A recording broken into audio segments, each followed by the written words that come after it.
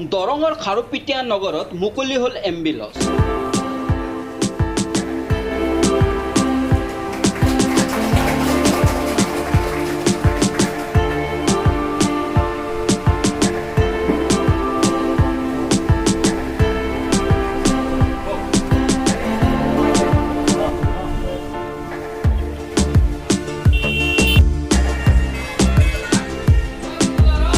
দৰং জিলাৰ ব্যৱসায়িক নগৰ খাৰুপিটিয়া টাউনৰ মাজমজিয়াত ভাৰতীয় ষ্টেট বেংকৰ বিপৰীত দিশত 15 নং ৰাষ্ট্ৰীয় ঘাইপথৰ কাষতে নতুনকৈ মুকলি হ'ল এমবি লজ নামেৰে অত্যাধুনিক সা সুবিধা থকা এখন লজ।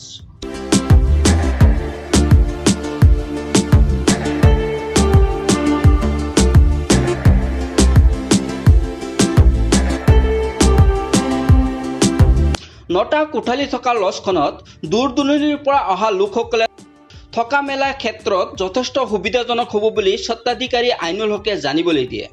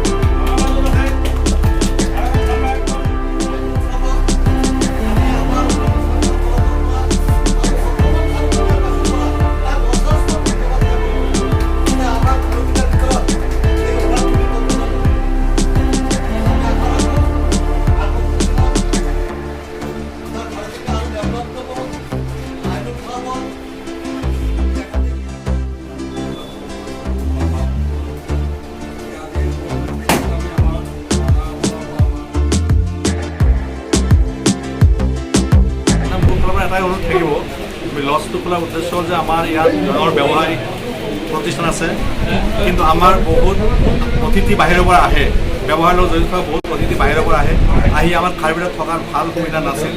যদিও এটা আছে, কাৰণ যিমানখিনি মানুহ আমাৰ ইয়াত আহে, অতিথিখিনি আহে, ইয়াত থাকিবলৈ সুবিধা নাছিল। মই যদিও এইটো লজখন খুলিছোঁ, মাত্ৰ 9টা ৰুমহে আছে।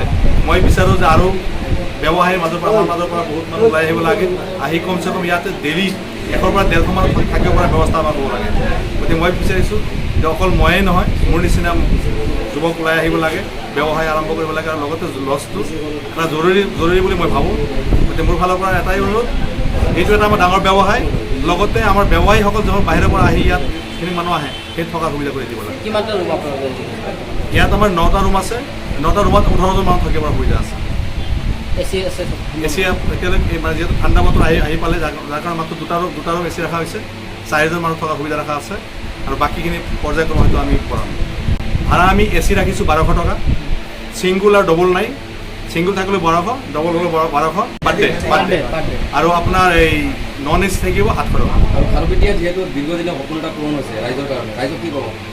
ৰাইজক আমি অশেষ ধন্যবাদ দিম, ময়ো দিম ধন্যবাদ, কাৰণ ৰাইজেও যাতে আমাৰ এই লজৰ দেখা পায়, সিহঁতেও সঁহাৰি জনায়।